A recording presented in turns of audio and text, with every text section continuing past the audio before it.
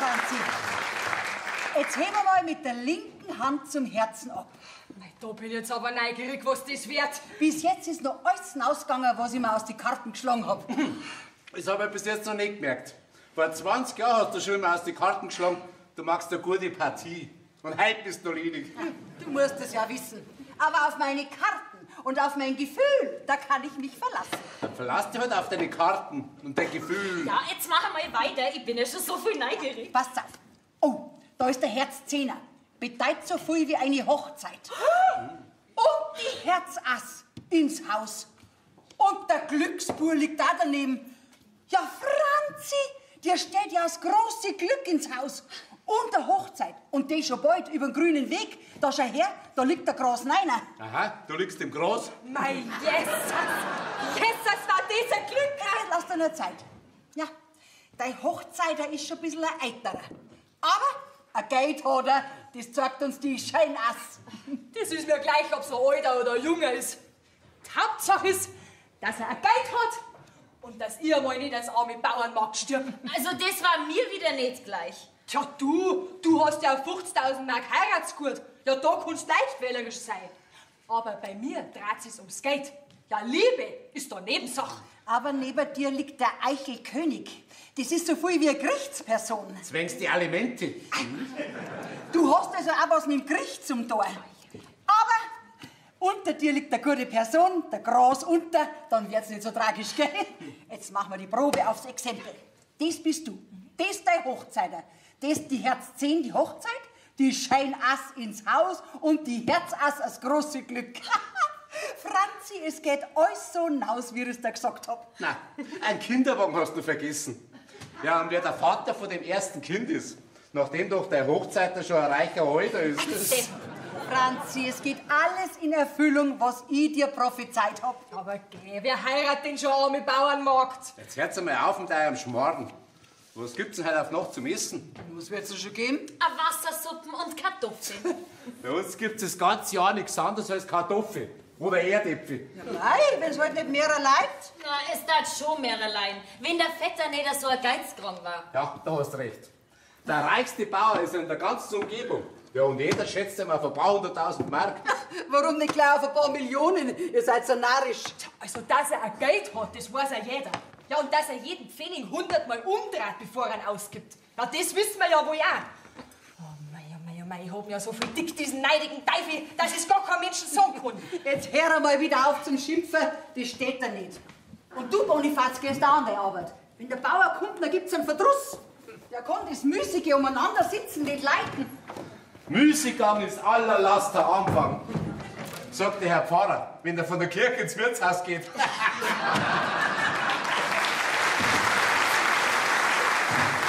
Franzi, hat der Postbot was gebracht? Ja, komm. Jetzt, pass auf. Da, eine wunderschöne Karte. Zeig her.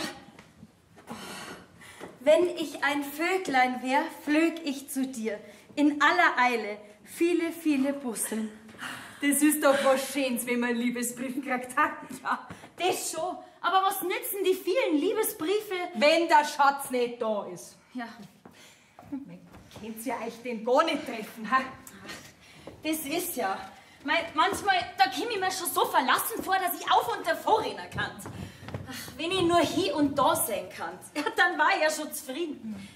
Er hat mir zwar in seinem letzten Brief geschrieben, dass er vielleicht in der nächsten Zeit kommen wird, ja, aber das nutzt ja auch nichts. Ja, wieso? Ich meine, die Hauptsache ist doch, dass er da ist. Alles andere, das wird sie doch dann finden, oder? Dass ich aber angehängt bin, wie so ein Hofhund, von dem sagst du nichts. Der Vetter, der lässt mir doch keine Stunde nicht aus die Augen. Ja, und warum, das kannst du ja denken. Der hat's gerade notwendig, der Pharisäer. Das ist zwiderne Mannsbild, das Geizige. Mei, es ist halt ein Greiz, wenn man keine Eltern mehr hat. Du, weißt warum er nicht tut, dass ich eine Liebschaft hab? Weil er die 50.000 Mark Heiratsgut, die er in Verwahrung hat, hergemüssert. Den habe ich in die 10 Jahre, wo ich in seiner Obhut bin, kennengelernt. Und aufs Geld ist der ja aus, wie der Teufel auf eine arme See. Ja, der war sogar im Stand und darf mich selber heiraten, bloß damit er das Geld nicht hergeben braucht. Du, aber jetzt einmal ganz was anderes. Was ist denn dein Schatz eigentlich? Ein Kirchenmaler. Ah, da wird er aber auch nicht fett. Für uns zwei, das schon lange. Nein, ich bin ja echt bloß irgendwie helfen kann. Aber in Liebessachen habe ich heute recht wenig Erfahrung. Und unter uns gesagt, Froni, ich mache mir auch nicht viel draus. Ich meine, die Mannsbilder sind einmal da. Folglich müssen wir es auch haben. Ja. Du, was tust du denn jetzt eigentlich, wenn es in Erfüllung geht, was dir die Traudel aus den Karten geschlagen hat? Tja, heiraten natürlich. Na, aber nur, wenn er Geld hat. Na, der hat ja dann bei deinen Ansichten sehr schöne Aussichten. Hat er? Und merkt er das, Froni? Der mich einmal heiratet, ist unter einem schlechten Stern geboren. Ja, ich glaub's. Bitte schön, Herr Pfarrer, kommen Sie rein. Grüß Gott, Grüß dich Gott, Froni. Herr Pfarrer, bringst du vielleicht ein Glas Wein? Ja, gern, Modecker. Ja, Froni, bring für den Pfarrer ein Glas Wein. Ich habe die Hälfte Wasser nicht, dass er nicht so teuer kommt. Bitte schön. Bitte schön, nehmen Sie Platz, Herr Pfarrer. Dankeschön. Nein. Eine Hitze ist die Tag wieder, gell? Kaum zum Aushalten, gell? Ja, wenn das ja so weitergeht, kriegen wir einen wunderschönen Erntesommer. Ja. Unser Herrgott gibt's, ja? So, bitteschön, Herr Pfarrer. Ich danke dir schön, Froni. Gern geschehen, Herr Pfarrer. Schmeckt's, Herr Pfarrer? Ja, sehr erfrischend. Wie ein Brunnenwasser.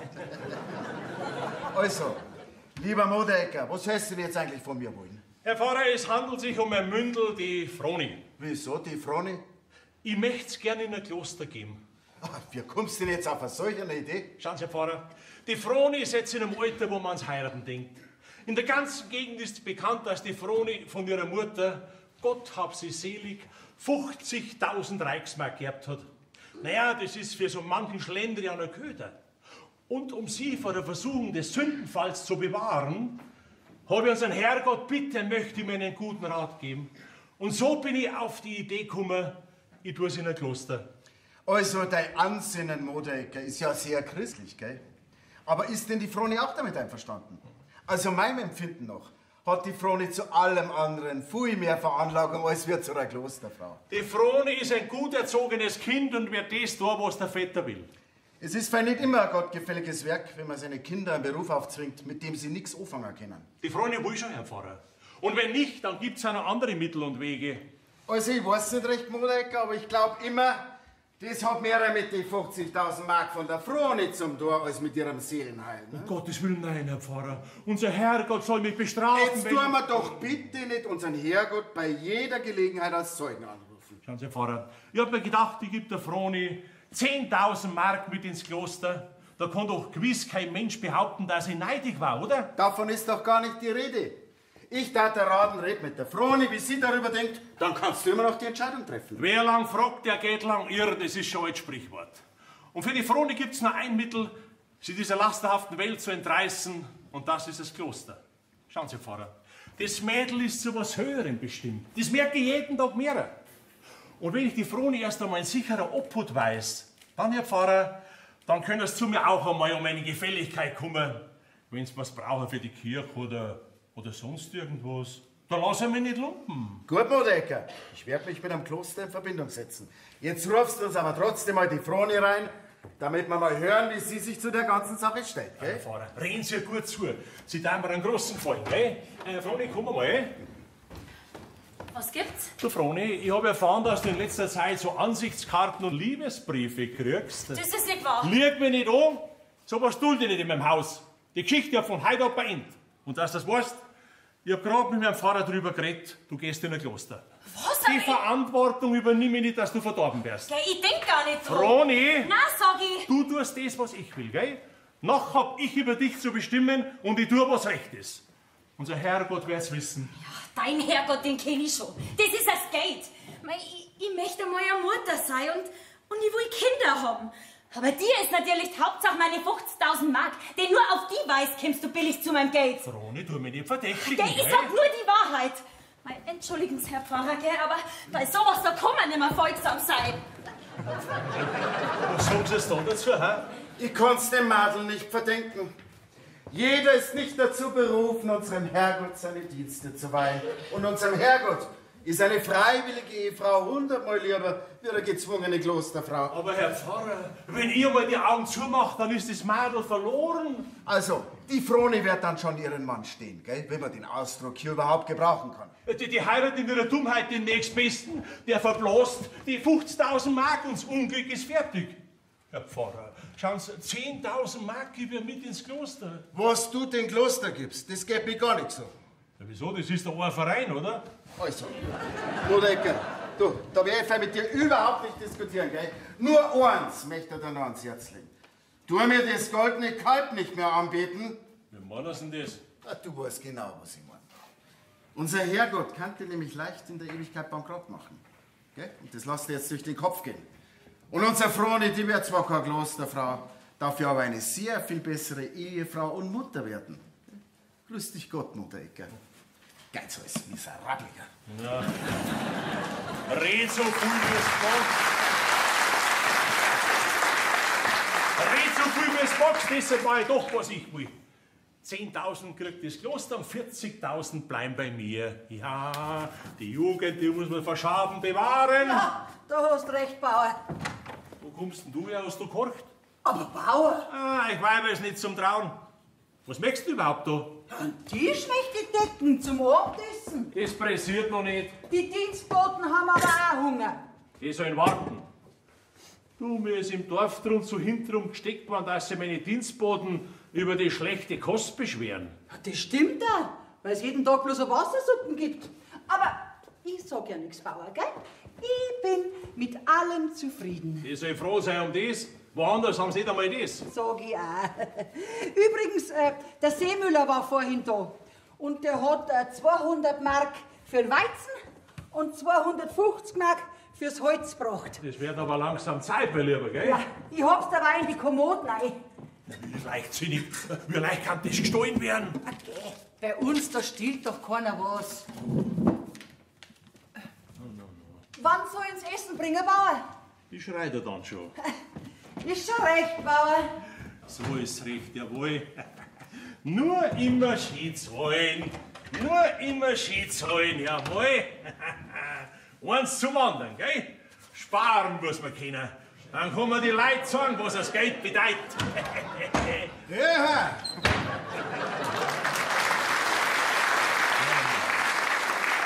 Hab ich dich bei deiner Anbetung gestört?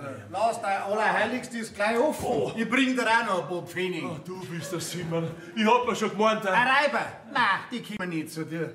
Du bist eine zu eine große Konkurrenz. Sag mir, was möchtest du denn überhaupt da, ha? Ja, ich bring dir deine 2500 Reichsmark für die 8 Ochsen, die du mir geliefert hast.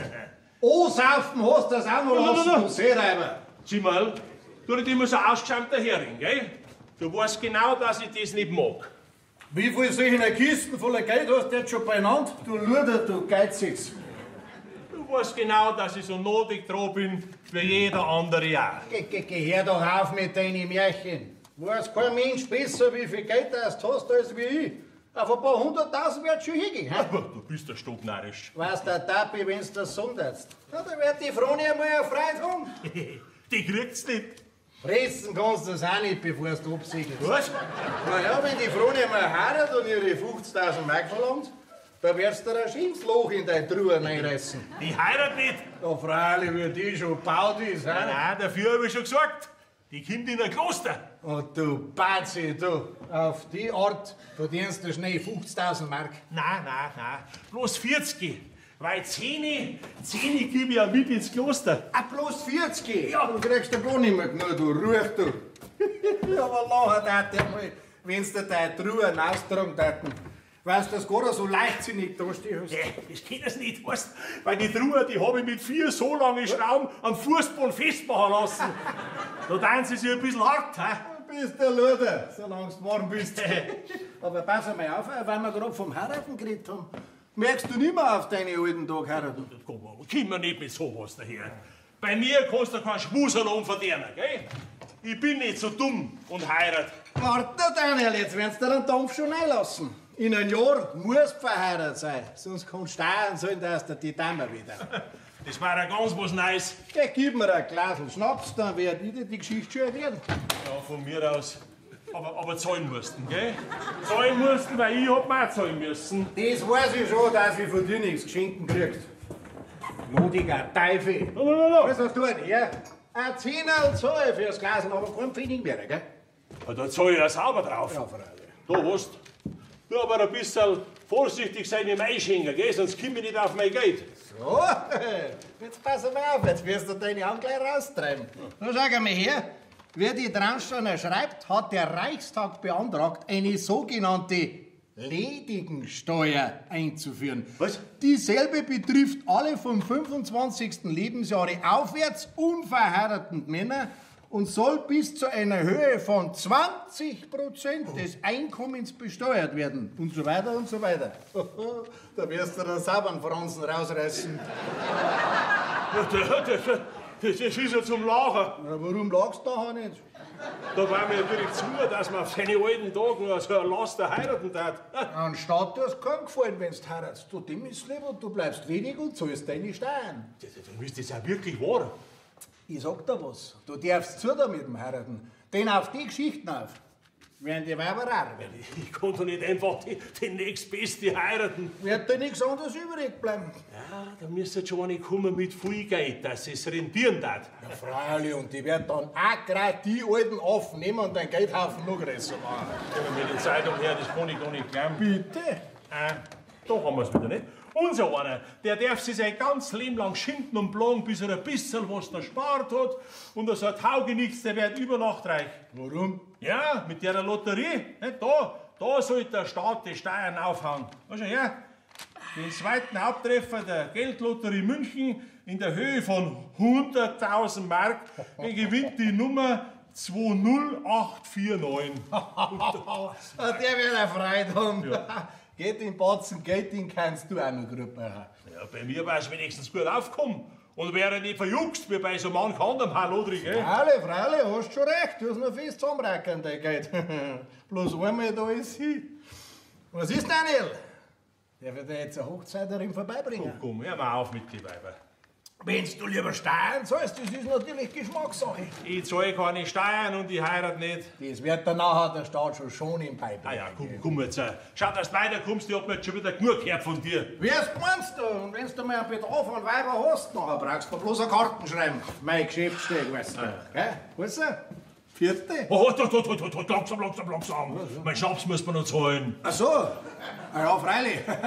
Ja, 4 Glasel habe ich gehabt, da hast du gehört, da habe ich 40 Pfennig. 5 waren's, ich hab genau Mitzeit. 4 waren, sag ich dir. Da hast du es.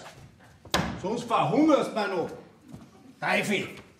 Abscheulicher.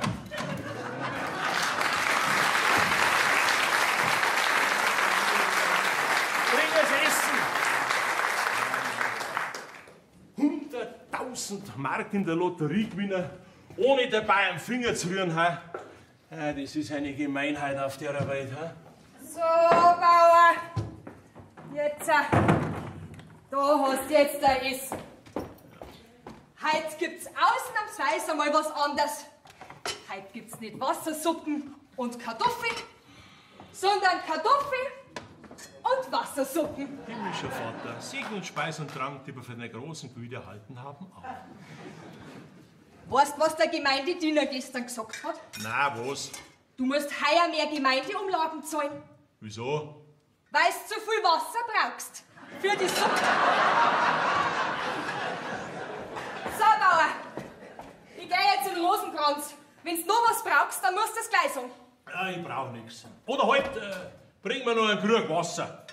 Aber Bauer, brauchst du kein Wasser trinken. Ist doch echt nur in der Suppe drin, dass du den Durst löschen kannst. Hast du vielleicht auch zu denen, denen das Essen bei mir nicht passt? Jawohl, ich gehör dazu. Also scheint's bei mir im Haus eine Revolution ausgebrochen. Das braucht dich auch nicht wundern. Ja, unsere sogenannten Mannsbrüder trauen sich ja nicht sagen. Drum sag ich das jetzt, ob's da passt oder nicht. Solange ich da an dem Hof da bin, gibt's nix als wie eine Wassersuppen. Ja, pulst den du dir ein, ich bin ein Wasserpflanzen, ha? Du, in der Heiligen Schrift heißt's, du sollst die Durstigen tränken. Ja, aber bei dir heißt's ja, du sollst die Hungrigen tränken. Du, jetzt pass mal Jetzt auf. red ich. und erst wenn ich ausgeredet hab, dann kommst du dran. Ich bin jetzt sozusagen der Betriebsrat. Ja, glaubst denn du, ich will bei dir die Wassersucht kriegen? Ja, wenn man den ganzen Tag schwer arbeiten muss, ja, dann muss man doch auch was Anständiges zum Essen kriegen. Das siehst du doch ein, oder? Freilich sehe ich das ein. Ja, und wenn's mir das schon früher gesagt hättest, dann hätte er das auch früher gesagt. Nein, das mag ich nicht, dass du am Ende bei mir verhungerst. Ja, wenn's woanders mehr zum Essen kriegst, Madel, ja, dann geh ruhig dorthin. Ich halte dich nicht auf. Das heißt zu viel. Das heißt so viel, wenn's bei mir nicht passt, der kann gehen, wenn er mag. Ich geh schon. Halt dich keiner auf bei mir. Morgen geh ich, dass das weißt. Aber dem ganzen Dorf werde ich verzeihen, was du für einer bist. Raus, sag ich jetzt! Tu dich nur nicht aufregen. Von morgen ab kannst dein Wassersuppen selber fressen. Nein.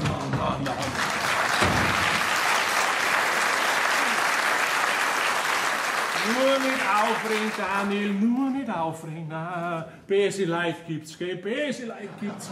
Tut sich das Luder nicht der Sünden fürchten und hau die Gebetbücher auf den Tisch, dass die heiligen Beutel gerade so umeinander fliegen. He? Was ist denn das da? Münchner Geldlotterie. Da haben wir's wieder. Da haben wir's wieder. Über den schlechten Lohn und über die schlechte Kost schimpfen, aber das Geld bei der Lotterie raushauen. 20849. 20849. Wo ist denn die Zeitung? Schau her. Den zweiten Haupttreffer. Der Geldlotterie München in der Höhe von 100.000 Mark. Den gewinnt die Nummer 20849. 20849. Traudl! Ja, was ist denn, Bauer? Erstes Gehirn, setz dich mal her. Du sag einmal, weißt du, ob die Franzi in der Lotterie spielt? Warum? Pass auf, ich hab grad zufällig in ihrem Gebetbüchel das Los da gefunden. Und wie ich die Zeitung lies, da lies ich, dass das Los 100.000 Reichsmark gewonnen hat. Da schau her, überzeugt dich selber. Jesus Maria, so ein Glück! Ja. Und ich hab ja grad vorhin aus den Karten das große Glück und das große Geld geschlagen. Na. Ja, weiß denn die Franzi schon von ihrem großen Glück? Nein, die hat keine Ahnung. Und darf auch nie eine Ahnung davon kriegen. Ha? Das Geld, das muss ich haben, geht's wie's mag. Aber du kannst... Nein, nicht auf eine unehrliche Art, so wie du meinst. Nein, sondern mit List und Schlauheit. Freiwillig muss man die Franzi geben. Ohne, dass sie eine Ahnung dabei hat und dass man das Gericht was machen kann. Aber Lass mich ausreden. Und wenn du mich dabei unterstützt, dann soll es dein Schaden nicht sein. Ja, darfst du mir am Ende vielleicht sogar heiraten? Ja, wie meinst du das? Zwecks der Ledigensteuer, Mann. Ah, hast du das ja doch gehorcht, ha? Ah, Bauer, da in der Zeitung hab ich's gelesen. Na ja, wohl, gell. Wenn ich die 100.000 Mark hätte, dann kann er mir die schon leisten. Wirklich? Ja. Ja, was soll ich denn machen? Du brauchst gar nichts machen, als wir schauen, aber vorsichtig, dass sie uns nicht handschei wird, dass du das Los da um ein paar Mark abhandeln kannst. Kannst dir von mir aus auch 100 Mark bieten, aber mehr auf keinen Fall, gell? Ja, ich verstehe dich schon. Auf diese Weise machen wir einen ehrlichen Handel und brauchen kein schlechtes Gewissen haben. Und das Brei hat mir ja nicht einmal beichten. Nein. Und noch was. Ich hab jetzt gerade vorher mit der Franzi ein bisschen gekriegt. Ja, morgen will sie aus dem Dienst gehen. Jetzt ist natürlich wichtig, dass wir sie halten. Denn wenn sie fort ist, dann ist das Geld auch beim Teufel. Ja, aber wenn sie mir das Los nicht gibt oder wenn es trotzdem fortgeht? Ja, dann müssen wir es halt mit was anderem probieren. Ich werde einmal schauen, was sie machen lässt. Ja. Du weißt, ich hab immer zu dir gehalten, gell? Ja, wir sind jetzt schon über 20 Jahre beieinander, gell? Da kann man sich schon einmal ein Geheimnis anvertrauen, ha? Auf mich, da kannst du dich verlassen, Bauer. Wenn ich mich auf die nur auch verlassen kann. Wie meinst du denn das? Na, ich habe ja gerade eine Heiraterei, Manni. Ja, wenn du mich dabei unterstützt, dann soll es der Schaden nicht sein. Darfst du mir dies mit der Heirat schriftlich geben? Wenn ich sage, ich heirate, dann ist das so viel, als wir geschrieben. Dann bin ich schon zufrieden. Daniel. Ja. Ich darf doch jetzt Daniel zu dir sagen, oder? Ja, sag, was du willst, ja. Noch was, pass auf. Ab morgen kannst du die Dienstboten von mir aus dann einen Kaffee und Schmalzkartoffeln machen. Ja, Daniel. Tun wir aber mit dem Kaffee und mit dem Schmalz sparen, gell, dass man nicht so teuer kommt. Gell? Ja, Daniel. So, und schau, dass du das mit der Franzi in Ordnung bringst. Sobald sich eine Gelegenheit schickt, Daniel. Ich bin auf der unteren Bachwiesen unten und schau nach die Viecher, gell? Wenn's mich brauchen sollst, Ja. gell? Vierte Gott, Daniel.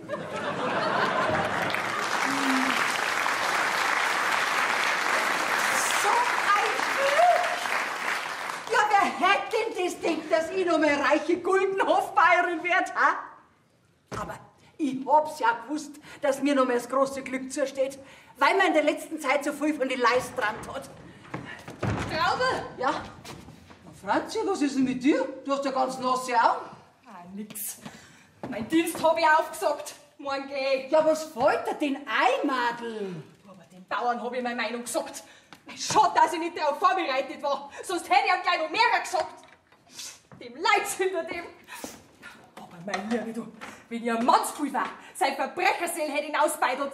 Aber mit einem schwachen Weibsbild, da kann man ja machen, was man will. Aber Franzi, das darfst du jetzt auch nicht sagen von wegen Verbrecherseele. Na, der Bauer ist ein ehrlicher Mann. Ein Lump ist er. Und einer von den Grästen noch dazu. Na, Franzi, das darfst du nicht sagen. Schau, ein bisschen sparsam ist er, aber sonst ist der Bauer ehrlich. Gerade hat er mit mir geredet wegen dir. Und hat gesagt, dass ihm so leid tut, dass so weit gekommen ist. Und ich soll dich heute recht schön bitten, ob du nicht wenigstens noch bis zur Ernte bei ihm bleiben möchtest. Er weiß ja, dass das Essen ein bisschen schlecht ist, gell? Und darum hat er gesagt, ich soll ab morgen für euch einen guten Kaffee und geröstete Kartoffeln mit recht viel Butter machen. Ich bleib nimmer. Ja, ich müsste dir ja direkt ins Gesicht reinfahren. Franzi, jetzt sei doch vernünftig. Schau, was hättest du denn davon, wenn du jetzt aus dem Dienst gehst? Jetzt bei den schlechten Zeiten, ha? Das weiß ich doch selber. Na, siehst das. Und woanders hat's auch einen Haken. Naja, und jetzt sind wir doch schon so lang beieinander. Wer weiß, ob ich mich so schnell an eine andere gewöhnen kann, ha? Also gut, Traudl. Weißt, gar so bädeln kannst du gute Haut, dann bleib ich halt in Gottes Namen. Na, das ist vernünftig. Schau, und der Bauer gehst dabei aus die Augen, bis der erste Zorn verraucht ist. Und wenn der Bauer schlaft, dann kommst du zu mir in die Küche und dann trinken wir eine Tasse Kaffee miteinander, gell? Und dann tust du mir wieder die Karten schlagen, gell? Gern, Franzi. Darf ich mal ein bisschen neugierig sein? Wieso? Ja, weißt du, musst wissen, ich spiele in der Lotterie. Und da habe ich vorhin so ganz in Gedanken in deinem Gebetbüchlein blattelt und da habe ich gesehen, dass du da auch ein Los drin hast. Und jetzt wollte ich halt wissen, wo du das her hast, weil das Los, das kenne ich gar nicht. Das Los, das habe ich als Einmerkerl in meinem Gebetbüchlein drin. Der Simmerl hat's mir vor 2 Monaten geschenkt und hat gesagt, da schenke ich dir was. Vielleicht gewinnst du mal was damit. Aber ich geb nichts drauf. Verkauf mir's, wenn du nichts drauf gibst. Geh! Darfst du mir das Los für 10 Mark verkaufen? Aber geh, Traudl, du arme Haut, geh. Ich will dich doch nicht ums Geld bringen. Gewinnst doch eh nichts damit. Ja. Ich mein, wenn's was Gescheites war, dann hätt's mir der Simmerl doch erst gleich gar nicht geschenkt. Ja, aber weißt du, wenn ich so ein Los sehe, dann wäre ich ganz fiebrig. Traudl, lass das Los nur in meinem Gebetbüchlein drin. Dann riecht's wenigstens keinen Schono. Wir armer Teufel, wir gewinnen doch sowieso nichts. Ja. Muss man das losgehen? Geh's, wie es mag. Ja, aber wenn ich das Los hab, dann kann ich es ja auch für mich behalten. Ja, dass ich da nicht selber drauf gekommen bin, ha? Hat das gleich geändert. Ja, was ist denn? Ja, ich weiß nicht, so schon. Zeigler, was ist denn? Ja, Herr Traudl. Traudl, rief den Stuhl her. St. Gottes, was ist denn passiert? Oh, das gleich aus. Geht's jetzt besser, hä? Ja, dankeschön. Oh, der schaut ja gar nicht gut aus. Was ist denn da los? Jesus, nein, was ist denn da passiert? Jesus! Ja, er ist mit dem Radl gefahren und dann muss er von Wim seine Rost, die sind erschrocken, sind durchgegangen und haben ihn über den Haufen gekriegt. Jetzt hab ich halt da rein. Kann er doch nicht auf der Straße liegen lassen. Du kannst ihn doch halten, solange bis es ihm wieder besser geht. Ja! Das ist gut, das alles gar nicht zu mir kommen muss, wo man selber gerade das nackerte Leben hat. He? Tu nicht so schierlich. Wie ich gesehen habe, hat der Herr einen Haufen Geld, der kann seine Pflege schon zahlen. Ja, Keutenvetter, ich mein, so unchristlich darf man doch nicht sein. Und an Menschen, der sie nimmer helfen kann, aus dem Haus weisen. Ja, das meine ich halt auch. Simmel, wo hast denn du gesehen, dass der Herr viel Geld hat? Ich hab zufällig seine Brieftasche gesehen, die war voller Geld. Naja, dann will ich nicht so sagen, gell? Dann will ich halt halten, der christlichen Barmherzigkeit willen, gell? Oh, ja, ich danke das Schiffwetter. Der Herrgott wird's da in der Ewigkeit lohnen. Ja, jetzt geht's Oh mir. ja, ist schon recht, Daniel Bauer. Also der Herr, der schlaft dann in deiner Kammer und du schlafst dann bei der Franzi, gell? Ja. Ja, du kannst auch gehen. Ja, ein Kostgänger, der krankt mir fein schon. Jesus, ich friss da schon nix. Mein Gott, tut der Kreis nicht, das darf doch nicht wahr sein. Na. Was mit der wieder kosten wird, na. Gustl, hast du rechte Schmerzen? Gar nicht, Froni. So gesund wie halb war ich noch nie. Geh mich so zum Erschrecken. Das war die einzige Möglichkeit, dass wir zwei zusammenkommen. Ich bin todkrank und du musst mich gesund pflegen. Wie lange meine Krankheit dauert, das weiß ich noch nicht. Das hängt von deiner Pflege ab, aber mindestens 14 Tage oder 3 Wochen. Ja, und das Weitere, das wird dann besprochen. Ja, aber der Vetter. Der wird alles erst im geeigneten Moment erfahren. Der Simmerl hat mir vor eure Verhältnisse schon erzählt. Kennst denn du einen Simmerl? Ja, aber natürlich schon lang. Vor Rosenheim hier. Der hat mir eigentlich auf die prima Idee gebracht. Was, der Simmerl? Boah, der kriegt von mir ein Bussel. Also gefreut's die Fruen. Natürlich freut's mich, Gustl. Ja, aber was machst du denn eigentlich da? Ich bin vom hiesigen Pfarrer bestellt, ein Altarbild zu malen. Morgen nach Tag muss ich anfangen und bis dahin lasse ich mich von dir pflegen. Ich verlieb dich schon, Gustl. Aber wie soll denn das dann mit der Pflegerei weitergehen? Wie das weitergehen soll? Das geht genau so weiter, als wir beim Theater. Wenn's recht interessant wird, Was dann? dann fällt der Vorhang.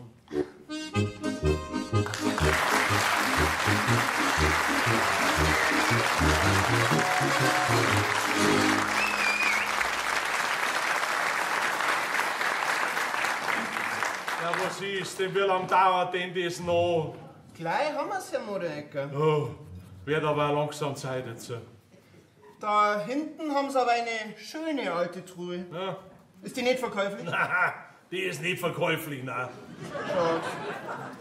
So, jetzt sind wir fertig. Wollen Sie Ihr Bild sehen? Nein, ich mag mir das Geschmier gar nicht anschauen. Ja, hallo, ja. Ach so, ja. Also, da haben Sie Ihre 20 Mark für die Sitzung und nochmal vielen Dank. Sie haben mir dadurch zu meinem großen Glück verholfen. Sie sind aber leicht zum Glücklichmachen, ha? Auf den muss ich ein bisschen aufpassen, man kann nie wissen. Gustl, du hast ja einen Vetter abzeichnet. Woher weißt denn das? Ja, ich hab durchs Schlüsselloch geschaut. Mich wundert nur, dass er dir Modell gesessen ist. Ich habe mir auch für die halbe Stunde 20 Mark gegeben. Ja, ums Geld tut der alles. Du, aber zu was brauchst du denn seinen Kopf? Amtsgeheimnis. Der Kopf von deinem Vetter ist für mich so viel wie 50.000 Mark bares Geld. Der Kopf rettet die vom Kloster. Und in den nächsten 6 Wochen sind wir 2 verheiratet. Was, wirklich? Du hast ihn auf die Ausstellung. Ja, der wird ausgestellt. Mein Gustl, wenn wir nur heiraten können, dann pfeif ich auf mein Heiratsgurt. Pfeifen der mir nur auf deinen Vetter, auf sonst gar nichts. Gell, gut? Oh, ich hab ja keine Ahnung gehabt, dass bei mit etwas Verspätung kommen. Siehst du's? Jetzt hast du es mit deiner Unvorsichtigkeit. Geniert mich nicht. In der Beziehung bin ich nicht so kleinlich. Wir sind schon fertig mit unseren geschäftlichen Angelegenheiten. Ja, das Vergnügen ist vorüber. Jetzt beginnt die Arbeit. Auf Wiederschauen. Wiederschauen. Ecke, Franzi, dreh dich nur einen Moment um. Vielen Dank für das freundliche Entgegenkommen. Froni, komm, sei so gut und hilf mir da schnell die Wolle aufwickeln. Zu zweit haben wir es einfach schneller. So. Du weißt, was mich wundert? Dass der Bauer Augustl da wohnen lässt. Ja, jetzt wo er doch weiß, dass er die heiraten will. Das macht er nur, weil ihm der Gustl alle Wochen prompt 35 Mark Miete zahlt. Ja, und weil er weiß, dass wir zwar nie zusammenkommen können. Denn erstens sind alle Fenster im 1. Stock vergittert und zweitens schlaft er jede Nacht vorm Gustl seiner Tier. Das ist so viel als wie eingesperrt. Aber so kann's doch nicht weitergehen. Ach, freilich nicht.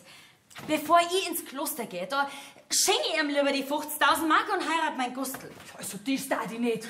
Ja, kein Kreuzer da, die am Schenker, den Pfennigfuchser.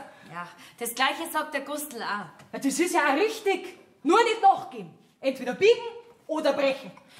Der Gustl hat mir zwar fest versprochen, wenn er heute mit seinem Altarbild fertig wird, dann sind wir morgen so früh, als wir verheiratet. Ja, und meine 50.000 Mark habe ich auch. Was steht denn das Beutel da?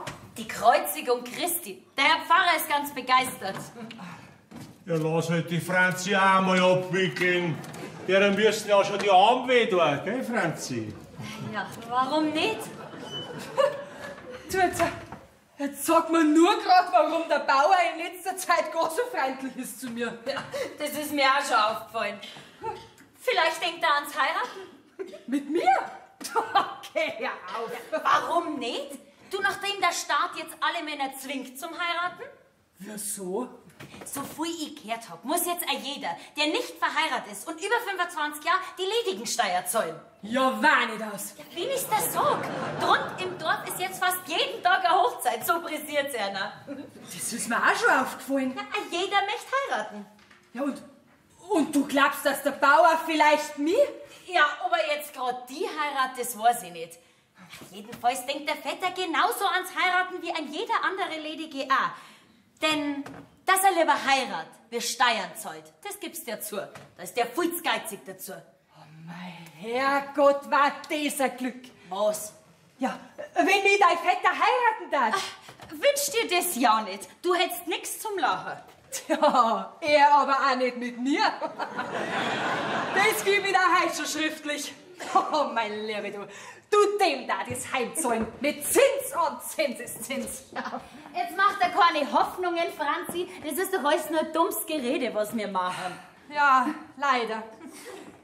Du, aber mir Madel, wir sind doch jetzt ein ganz rarer Artikel geworden. Du, da können wir doch jetzt allerhand Anspruch stellen. Ja, eigentlich schon. Und wir haben schon 5 der reichsten Bauernsöhne angehalten. Aber der Vetter hat einen wie einen anderen opfern lassen. Dann hast du aber keine guten Aussichten mit deinem Gustl. Ja, wenn er schon die Reichen, die einen Batzen Geld mitbringen, abgewiesen hat. Wenn ich da drüber nachdenke, dann weiß ich mir selber keinen Rat nicht mehr. Aber wenn zu mir mal einer kommt, dann stelle ich erst einmal meine Bedingungen. Das weiß ich gewiss. Hä? Tja, nachdem ich ja jetzt eine steuerentlastende Person bin. So. Tja, vor allen Dingen Redefreiheit, Herrenrecht, Gütergemeinschaft und vollständige Unantastbarkeit in Sachen. Ja, wenn's nur dein zukünftiger befolgt. Ja, ich suche mir dann schon an, dem ich gewachsen bin. Ja, dazu mal die Wäscherei. Ich meine, es zirkt sich ja wieder zusammen. Du, Taudel, ist bei dir auch schon einer da gewesen und hat um deine Hand gehalten? Ja, dass er keine Ledigensteuer zahlen braucht. Nein, aber ich habe die besten Aussichten, dass ich bald heirate. Also wenn du noch einen abkriegst, dann bleib ich auch nicht sitzen. So gut beieinander wie manch andere bin ich auch noch, gell? Gell, Traudel, das war doch jetzt gerade ein Spaß. Ja, jetzt schaut, dass es rauskommt. Für Sie Spaß bin ich jetzt nicht aufgelegt. Ja, geh weiter, Franzi. Die Graudel hat recht, da ist ein Gewitter im Anzug. Ob die nicht auf den Bauern spitzt. Die Geschichte kommt mir schon lang verdächtig vor, weil er gar so freundlich ist zu ihr. Jetzt heißt es raffiniert sein, sonst schlappt er mir noch um. Ah, grüß dich Gott, Daniel. Haben uns wir heute nicht schon gesehen? Magst du einen Kaffee, Daniel? Nein, das braucht's nicht. Und sag nicht immer Daniel zu mir, gell? Ja, das hört schon niemand. Bin ja vorsichtig, Daniel. Dann ist schon recht. Was ist das? Bist du mit der Franzi schon weiter? Leider nicht. Alles habe ich probiert, nichts hat genutzt. Wie wenn sie schmecken tat, was das Los für einen Wert hat. Ja, jetzt sind schon 3 Wochen vergangen. Jetzt wird's eine höchste Zeit, sonst verliert das Los am Ende noch seine Gültigkeit. Wir haben schon noch Zeit. Ich habe mich vorige Woche in Rosenheim in einem Losgeschäft erkundigt und die haben gesagt, dass das Los erst in 3 Monaten seine Gültigkeit verliert. Ja, Gott sei Dank. Ja, fällt dir denn gar nichts anderes ein? Weißt du, was ich mir schon gedacht habe? Nein, was denn? Wir kannten's ihr ja. Stein. Um Gottes Willen, das wäre nicht christlich. Nein. Siehst du das, Daniel? Für die kann ich alles tun. Ja, da darf man doch mit dem Gericht in Konflikt kommen. Ja, wir müssen sie ja nicht direkt steinen. Ja, wir nachher. Sie kann's ja verlieren. Pass auf, Daniel, ich habe das auch so gedacht. Wir warten bis zum Sonntag. Da geht die Franzi auf die Nacht um 6 Uhr immer in Rosenkranz. Und da hat sie ihr Gebetbüchel dabei, in dem sie das Los drin hat. Und die Zeit ist schon ein bisschen dunkel. Und da verstecke ich mich hinter unterm Stadel, an dem sie vorbeigehen muss. Und der schreckt's recht. Ha! Ja, nicht. Die Franzi, die ist recht furchtsam und lässt bestimmt ihr Gebetbüchel fallen. Ich geb mich dann zu erkennen, lach's recht aus und hol für das Gebetbüchel wieder einsammeln. Und bei der Gelegenheit nehme ich ihr das Los raus. Und wenn sie dann später mal merkt, dass das Los nicht mehr drin ist, dann meint sie bestimmt, dass sie es bei der Geschichte verloren hat. Was hältst du von der Gaudi, hä? Ja, das hast du gut ausdenkt, Traudl, ja. Alles wegen dir. Und dass wir bald Hochzeit machen können. Ja, hoffentlich geht's diesmal gut aus, mein Lieber. War niemand glücklicher als wir ich, Daniel. Ja, die Sache mit der erledigen Steuer, die ist jetzt gerade noch abgegangen. Warum, Daniel? Weil sie uns einen Strich durch die Rechnung machen kann. Braucht bloß einer kommen, der die Franzi heiratet, dann ist alles beim Teufel. Brauchst keine Angst haben, Daniel. Am Sonntag bist du im Besitz von 100.000 Mark und am lieben Weiberl. Finde ich gut, Daniel.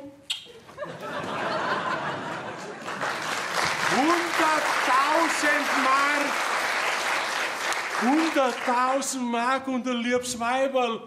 Ja, das ist es, dass ich da nicht selber draufgekommen bin. Auf diese Weise komme ich ehrlich zum Geld und brauch vom Gericht keine Angst haben. Oh, lieber Herrgott, ich danke dir für diesen Einfall. Du, Froni? Franzi? Ist Froni nicht da? Nein, die ist nicht da. Geh, magst du mir nicht ein bisschen Gesellschaft leisten, hä? Wenn du das anschaffst, warum nicht? Auch wenn ich das anschaff. Sonst darfst du das wohl nicht. Naja, sagen wir mal, vielleicht. Ja, du musst mir nicht nachtragend sein. Franzi, komm, setz dich her. Sag einmal, hast du schon mal was von der ledigen Steuer gehört? Ich? Ja. Nein, wieso? Ja, ich mein, du bist ein sauberes Dirndl, ist noch keiner gekommen und hat um die Hand gehalten. Jetzt, nachdem die Dirndl so rar sind. Nein, ich hab kein Glück in der Liebe. Aber dafür im Spiel, gell? Nicht, dass ich wüsste. Du, sag einmal, Franzi, was darfst du jetzt sagen, wenn einer kommen darf und darf um deine Hand halten? Ich heirat nicht. Und wenn ich einmal heirat, dann müsste es schon ein ganz besonderer sein. Ah, ganz ein besonderer. Aha. Wie müsste denn der ausschauen? Ausschauen? Ach, braucht der gar nicht. Die Hauptsache ist, dass er Geld hat. Aha. Also besondere Vorzüge braucht er nicht haben. Ne? Nein. Ja, von den Vorzügen, da kann ich auch nicht runterbeißen. Ja, dann warst du recht, ja. Was? Nein, du bist ein gescheites Mädel mit ganz gesunde, vernünftige Ansichten, gell? Gott sei Dank. Franzi, ich wisse dann, soll ich an Hochzeiten? Ja? Ja, er ist nicht mehr jung, aber Geld hat er und eine reiche Bayerin kannst werden. Und der darf mir armer Teufel heiraten. Auf der Stein! Wer war da das nachher, wenn man fragen darf? Franzi, ich selber bin's. Ja, ich hätte nie was davon gesagt, aber die ledigen Steuer, die zwingt mich dazu, weißt du? Ja, Jesus Maria. Ja, ist denn das möglich? Ja, freilich. Also, das ist ja jetzt ein guter Spaß. Ha? Na, endlich geht mein Lieblingswunsch in Erfüllung, dass ich dein Weib werd. Na, ist das ein Glück! Siehst du das, Bauer? Ich kann ja gleich schreien vor lauter Freude. Es lebe die ledigen Steuer! Wenn die nicht aufgekommen waren ja wir zwar nie zusammengekommen. Mein Bauer, du, ich kann jetzt nicht anders, ich muss da jetzt ein Puzzle geben. Das war jetzt der Judaskuss.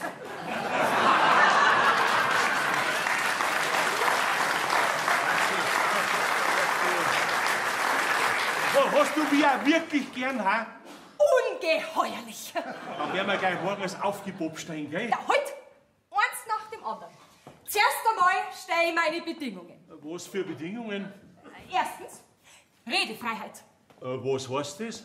Ich sag, was mir nicht passt. Einverstanden, jawohl. Zweitens, das gleiche Recht wie der Bauer. Oh, Madel. Jetzt verlangst du aber ein bisschen viel von mir, gell? Und drittens, Gütergemeinschaft. Das heißt? Das heißt, was dir gehört, gehört auch mir.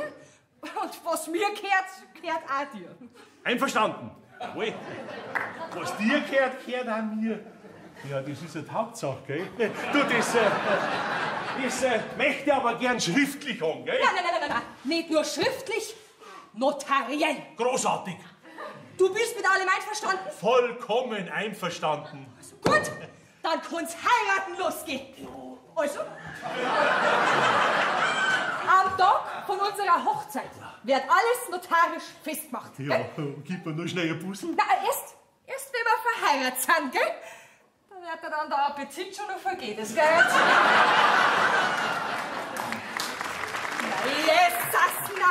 Na, jetzt sehe ich ja erst, was du für ein sauberer, strammer Mo bist. Ja, Du, ganz stolz bin ich auf dich. Du, ich muss ja direkt gehen, sonst komme ich in Versuchung, dass ich dann noch mal ein Bussel gebe. Franzi, bring mal die Wäsche in die Küche. Ja, komm schon. Komm schon. Du Schuft! blöde Kuh. Na, wart, Daniel, du hast mich nicht umsonst betrogen. Das kommt die Teiert stehen. In mir sollst du ein Weib kennenlernen, das dich nicht so einfach von einer anderen verdrängen lässt, du Galgenstrick, du ganz so abgefeimter, du. Eine Wut hab ich das nur so kocht in mir. So sicher hab ich ihn schon in die Hände gehabt. Da kommt so ein Junge Gans und ich, ausgerechnet ich, muss der das Feld räumen. Aber wart, Rache ist süß. Traudl, du hast recht gehabt, wie du mir aus die Karten geschlagen hast. Ich mache eine reiche Heirat. Ich heirate. Reich ist er, alt ist er. Und zum Fressen hab ich ihn gern. Weil du schaut, dass ich nicht fressen kann. Bei Traudl, du, ich kann dir jetzt einen Puzzle Na, geben. pfui Teufel. Traudl, was hast du denn? Ich heirat. Was hör ich da? Du heiratst? Ja, Foni, ich heirat. Und weißt wen? Dein Vetter. Okay, hör auf. Okay, das gibt's ja gar nicht. Gerade vorhin hat er mir eine regelrechte Heiratserklärung gemacht. Und ich hab zugesagt. Da schaust du. Du heiratst mein Vetter, den du nie hast leiden können, der dir alleweil so verhasst war. Jawohl. Sag einmal, bist denn du ganz von Gott verlassen? Ich mein, du mit deiner Jugend und er, der Geizgrong. Ja, heiratst du den aus Liebe? Na, aus Gemeinheit. Jawohl, aus Gemeinheit. Ach, der kriegt in mir nicht, wie er sich vorstellt, ein liebes junges Weiberl, sondern ein junger Teufel. Und zwicker du ihn grad, wo ich kann. Hey, Franzi, aber das ist doch kein Leben. Das wird sogar ein sehr schönes Leben. Ja, aber was werden denn die Leute dazu sagen? Wenn ich erst einmal verheiratet bin, dann sieg ich keine Leid mehr. Dann sehe ich nur noch meinen lieben, süßen Daniel. In der Löwengrube. Ja, mit dem Unterschied, dass für den dann keine Rettung mehr gibt. Wo ist denn mein Freund, der Bazi? Der Bauer, brauchst du notwendig? Es hat schon noch Zeit. Warte, ich hol dann schnell. Der Gustl ist auch nicht da. Na? Wo sich der bloß umeinander treibt, die suche ich schon im ganzen Dorf. Ja, zu was denn? Zum Gratulieren, der Kerl hat einen Einfall gehabt, der ist nicht begonnen zum Zahlen. Also, wenn übermorgen nicht das ganze Dorf hupft vor lauter Freude, dann gibt es keine Gerechtigkeit mehr. Ja, was ist denn? Bis jetzt eine Viecherei, wie noch keine da war. Aber eins steht fest, Bruni, dass du keine Klosterfrau wirst. Dafür hat dein Gustl schon gesorgt. Ist was einmal? So wahr wie das Evangelium. Du kriegst dein Gustl und deine 50.000 Mark. Und dein Vetter, der Daniel, der ist ja froh, dass er dir auf so eine billige Art und Weise losbringt. Du wirst mit deinem Gustl morgen abdampfen in die seligen Gefilde der Brautzeit. Und zwar so eine Radikalkur war er reingekommen, nicht ums Verrecken. Ja, jetzt verdreht euch mal. Also pass auf. Hey, bist du schon wieder da? Was lachst denn du so blöd? Ich kann mir nicht helfen, aber wenn ich die anschaue, muss ich einfach lachen. Was merkst du denn überhaupt da? Ah, du sollst sofort die Kirchen runterkommen, hat dein Zimmerherr, der Maler, gesagt, ja, und das fertige Altarbild anschauen. Ah, das spürst du übermorgen bei der Einweihung noch früh genug. Na, dann ist's spät. Ich mein, im Fall, dass er eine Änderung vornehmen soll. Ja, du als Kirchenpfleger musst ja schließlich und endlich auch dein Gutachten abgeben. Ja, das schon, gell, aber... Nix, aber schau, dass du weiter kommst und sie ist finster und du siehst nichts mehr. Ich versteh doch nichts von der Kunst. So viel verstehst du schon. Ja, was ist, gehst du mit oder bleibst du da? Nein, ich warte mit deinen Füßen so. Nein. Keine 5 Minuten hat man so Ruhe, alle Tage lang ist was anderes los. Der wird das Gesicht verziehen. Weißt mal, was ist jetzt? Jetzt red halt einmal. Also pass auf, ich verstehe ja nichts von der Malerei, aber ich sag dir das. Wunderschön. Ich glaub, dass das gar nicht gelangt. Also, in der Mitte unser Herrgott am Kreuz. Alles ist stockfinster, wie bei einem Schwangewitter. Ein Blitz haust runter. Muss das schön sein? Auf der rechten Seite hängt der rechte Schächer am Kreuz. Wunderschön, so genau. Und jetzt kommt das Allerschönste. Auf der linken Seite. Hängt der linke Schächer. Nein, da hängt dein Vetter. Der Daniel wird erleibt und lebt als linker Schächer. Ja, ja, um Gottes Willen, wie hat der Gustl das machen können? Mei, wenn es der Vetter sieht, der bringt ihn ja um. Der muss ja froh sein, dass er lebt. Denn wenn der Gustl nicht unter gewisse Bedingungen einen anderen linken Schächer hinwollt, ist der Daniel ab übermorgen so gut wie erledigt. Wenn das nur gut Das ausgeht. geht sogar sehr gut aus. Kein Mensch weiß, und nicht einmal der Herr Pfarrer, dass der Daniel der linke Schächer ist. Die Arbeit hat sich der Gustl bis aufs Letzte aufgekommen. Das war eine feine Diplomatie. Aber stell dir das einmal vor, wenn übermorgen am Sonntag die ganze Gemeinde das fertige Altarbild sieht. Stell dir das einmal vor.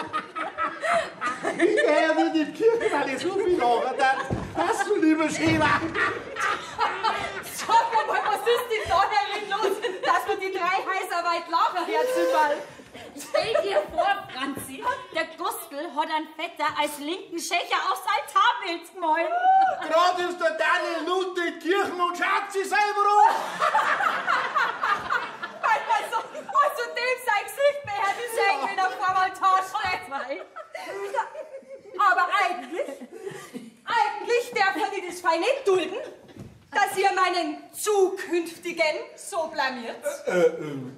Was hast du gesagt? Meinen zukünftigen, habe ich gesagt. Ja, hat denn der im Sinn? Freilich hat der im Sinn, dass er heiratet.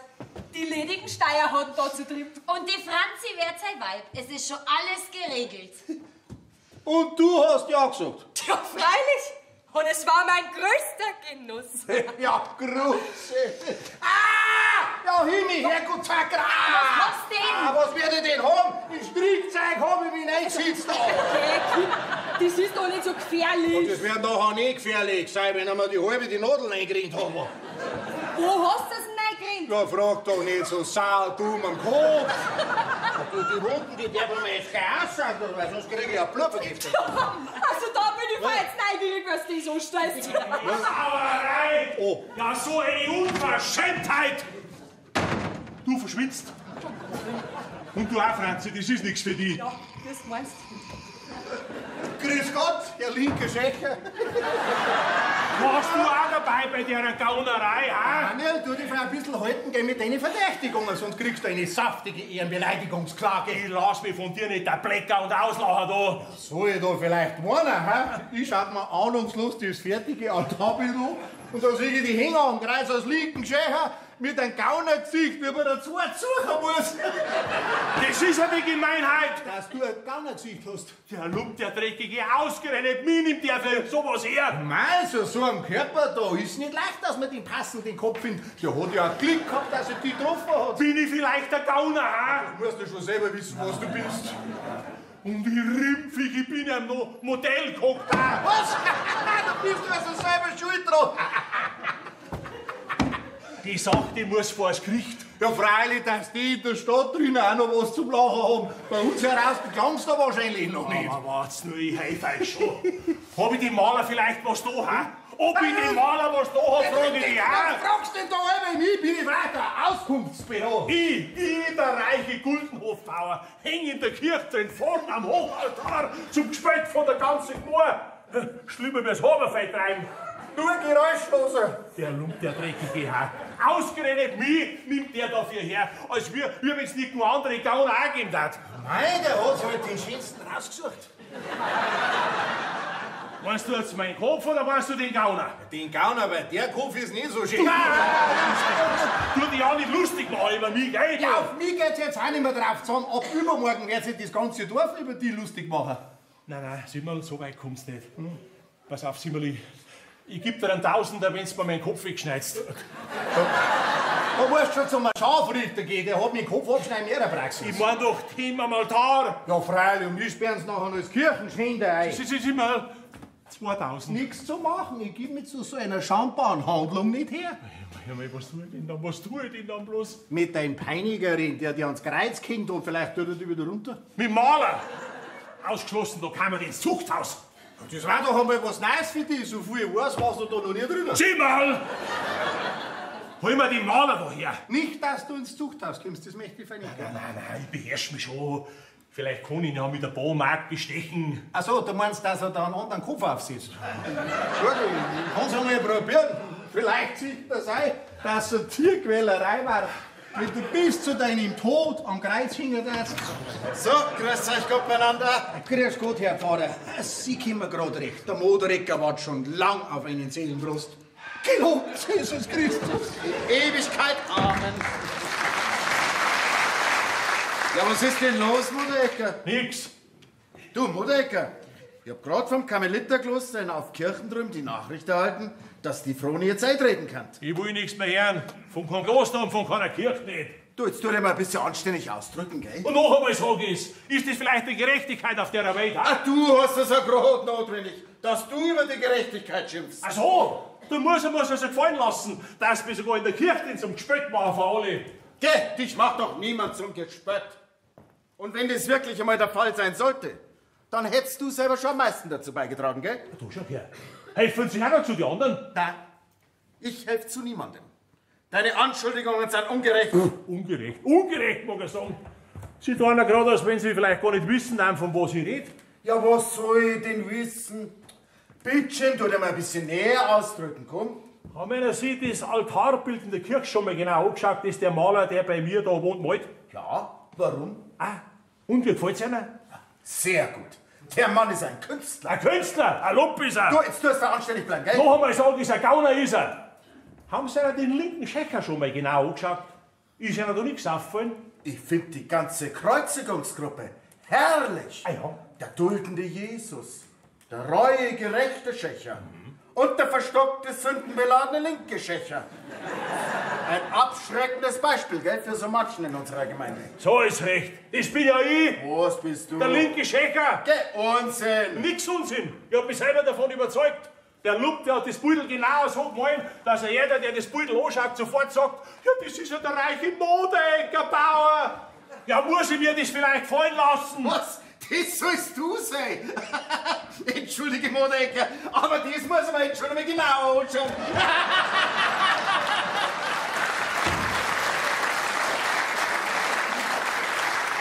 Der Preis ja noch, ne? Aber wart's nur, Schwefelbande, wart's nur, ich helfe euch schon. So, du hast jetzt dein Henkersknecht. Grüß Gott, Moderecker. Lump sich ganz ausgeschaut, ha? Daniel, denk ans Zuchthaus. Ja, wenn er jetzt nicht Leventi braucht, dann darf ich jetzt auf der Stei umbringen. Herrgott, Herr Maler, haben Sie ein Glück. Mir kommen die jetzt wieder dazu, mich als linken Schächer zu malen, ha? Weil Sie das schönste Gaunergesicht haben, was mir jemals begegnet. Wer hat ein Gaunergesicht, ha? Sie, du Bürscherli, sagtest du noch. Daniel, beherrsch dich, du hast alle Anlagen zu einem Zuchthaus, weil jetzt trink erst einmal Schnaps. Nein, ich beherrsch mich schon. Wer gibt dir das Recht, mich einen Gauner zu lassen, ha? Ich? Hab einer ich vielleicht schon einmal betrogen? Mich haben Sie noch nicht betrogen, aber Toni. Nicht wahr, das sag ich. Daniel, trink, da wirst du gleich ruhiger werden, gell?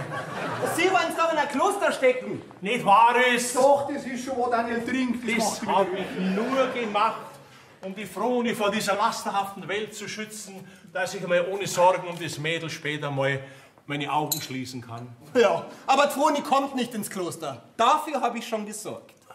Sie bleiben entweder am Altarbild der linke Schächer oder Toni darf heiraten und bekommt ihre 50.000 Mark. Ja. Trink, Daniel, jetzt kann dich nur noch die Ruhe nehmen. Passen Sie auf, Herr Maler. Ich lasse einer 14 Tage lang bei mir umsonst wohnen, aber Machen Sie einen anderen linken Schächer. Ich bleib bei meinen Bedingungen. Ich gebe Ihnen 1000 Mark. Ich persönlich verlange ja gar nichts, sondern nur das Recht der Froni. Oh, da war er gar nicht geschleckert. Das waren 50.000 Reichsmark. Passen Sie auf, ich gebe Ihnen 2000 Mark. Und die Froni können es von mir aus heiraten. Ob Sie einwilligen zur Heirat ist Nebensache. Die Hauptsache ist, zahlen Sie der Froni die 50.000 Mark? Ja oder nein? Nein, es kann mich kein Mensch dazu zwingen, weil kein Testament geschrieben ist. Ja, also gut, dann bin ich mit meiner Malerei fertig. Und die Einweihung des Altarbilds kann übermorgen stattfinden. Halt! Da blieb Wert. Gut, ich zahle das Erbe, aber meine Unkosten, die berechne ich. Und die wären? Die Froni hat jetzt 10 Jahre lang seit dem Tod von den Eltern bei mir da gewohnt. Ich hab's gefordert, angezogen, das muss mal berechnet werden. Einen Augenblick, bitte. Froni!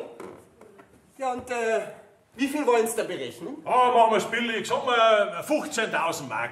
Was, 15.000 Mark? Ja, das ist nicht viel, wenn man einen Schlafer auch noch berechnet. Ja. Was gibt's? Dein Vetter zahlt dir die 50.000 Mark aus. Na, wirklich? Aber nur unter der Bedingung, dass du ihm für die 10 Jahre, wo du bei ihm gelebt hast, 15.000 Mark Verpflegungsgeld zahlst. Ja, das soll's, Tom. Hauptsache ist, dass wir zwar glücklich werden. Das war mir auch nicht im Geld geworden. Ja, das, wenn ich gewusst hätte, dann hätte ich mehr verlangt. So, das wäre erledigt. Nein, noch nicht ganz. Zuerst muss der linke Schächer weg, aber gründlich, gell? Gut, der kommt weg. Ja, so, jetzt sind wir fertig. Nein, noch nicht ganz. Ja, wer bekommt jetzt das Geld? Die Froni natürlich. Ja, und wann? Sobald der linke Schächer weg ist. Nein, dann wär's zu spät. Vorher, Herr Modecker. Freilich blöd werde ich sehen. Und er lässt mich dann hängen. Nein. Also gut, dann bestimme ich, dass ein Unparteiischer das Geld in Verwahrung nimmt und erst dann auszahlt, wenn sich die ganze Angelegenheit in Ordnung befindet. Was heißt, den mach ich? Ja, geh weiter, Modriker, rück der Pulver raus. Bist du so billig davon gekommen? Ja, mei. Misstrauische Bande. Misstrauische, gell? Da geht's her. Da hast du's. Na, das behalte ich für mich, fürs Essen, gell? Jawohl. Und sei es nachher bestimmt. Und jetzt will ich niemand mehr sein bei mir dran. Ja, das kannst du schon haben, gell, Gustl? Mein Erbteil hab ich und auf alles andere verzichte ich. Und auf die zuallererst. Servus. Servus. Ja, und regen Sie einer nicht auf, Herr Modecker. Es wird nie wieder vorkommen. Räuber! Erpresser! Gauner! Schade um den linken Schächer, weil er so ein Schöner wie es du warst, den kriegen wir nicht mehr.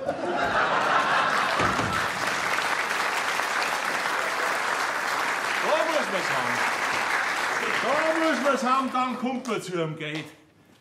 Es ist zwar saudumm gegangen, aber wenn ich jetzt die Franzi heirate, dann sind ja meine Unkosten wieder herinnen. Trauno, Ja, was ist? bring mir mein Bettzeug da rein. Schlafst du heute in der Stube? Das geht dir nicht so. Ach, wahrscheinlich, damit die Franzi nicht so weit zu dir hat, ha? Red nicht so viel und bring mir mein Bett. Ich schlaf da herinnen, ganz allein. Und wenn du das nicht glaubst, dann kannst du heute bei mir Nachtwache halten. Na, Daniel, die Versuchung war zu groß. Ja, den Maler, den trau ich nicht. Der hat's auf mein Geld abgesehen. Nein. Es gibt ja so viele schlechte Menschen auf der Welt. So viele schlechte Menschen, aber bei mir... bei mir holt sich der kein Geld nicht. Da, Bauer. Was ist denn? Da ist jetzt dein Bett. Ja. Sollst du das einrichten? Nein, ich richte mir mein Bettzeug schon selber. Ja. Tu mir für das Haus gut zusperren, gell? Ja, ich riegel schon gut zu, dass keiner zu dir reinkommt. Also dann, gute Nacht, Daniel. Und du darfst schön brav bleiben, gell? Lieber Herrgott, das war halt nicht schön von dir, dass ich so viel Geld hab zahlen müssen. Aber bitte verhilf mir dazu, dass ich die Franzi heiraten kann, dass ich wenigstens wieder zu meinem Geld komme, gell?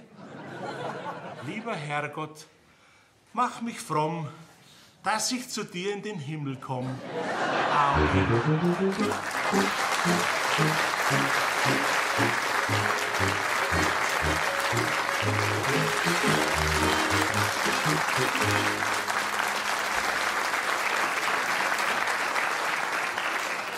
So, Bauer, da hast du jetzt dein Kaffee. Lass dann recht gut schmecken. Ist dein letzter als lediger. Morgen um die Zeit bist du schon verheiratet. Da kochten dann dein Jungs Weiberl. Da wird auch nicht anders schmecken. Na, ich weiß nicht. Ob die Franzi auch mit so viel Liebe kocht, glaube ich wenig. Der redet nicht so einen Schmarrn daher. Das ist kein Schmarrn, Daniel. Ich meine, die Franzi wird dein Leben noch ein bisschen versalzen.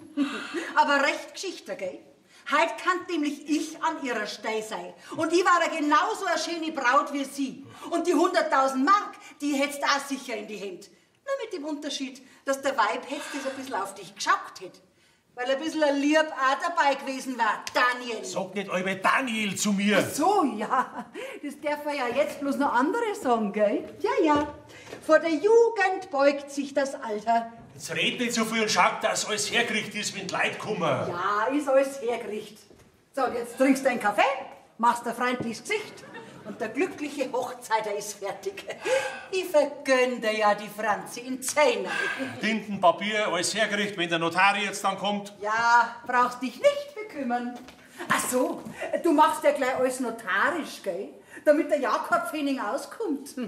Hast schon recht, Daniel. Sicher ist sicher. Eigentlich kannst du ja heute deine goldene Hochzeit feiern. Wieso? Ja, weißt du, wie Geld da heiratst? 100.000 Mark. Bist halt doch unter einem Glücksstern geboren, Daniel. Ich hab dir schon gesagt, du sollst nicht euer Daniel zu mir sagen. Ah, meinst du, dein Weibel kann's hören? Brauchst keine Angst haben. Die sitzt in ihrer Brautkammer und wartet, dass das abholst zur Trauung. Wenn's da schon endlich vorbei war. Na ja, das geht auch vorbei. Und dann kommen die schönen Stunden. Die Brautnacht, die Flitterwochen. Direkt neidig könnte wer mir nicht dran denken. Du dich nur schön schonen, Daniel, gell? Bist ja auch nicht mehr der Jüngste. Wann ist denn die Trauung? Um 9:30. Ja, dann haben wir ja noch Zeit zum Diskutieren. Ich bin nicht aufgeregt zum Reden. Du brauchst doch nichts reden, Bauer. Reden tu schon ich. Gell? Ist dir lieber, wenn ich Bauer zu dir sage, als wir Daniel? Sag mal, was hast du da immer, dass du um mich rumschleichst wie die Katze um einen heißen Brei? Weißt du, was ich mir schon denkt? Nein, das weiß ich nicht. Es wäre schön von dir, wenn du mir so eine Art Schmerzensgeld, so eine Art Entschädigung zahlen möchtest. Für was? Ja, für die betrogenen Hoffnungen. Und dass ich jetzt zuschauen muss, wie du mit einer anderen lebst. Ja, du musst da nicht zuschauen. Wenn's dir so große Schmerzen bereitet, du brauchst bloß in einen anderen Dienst gehen.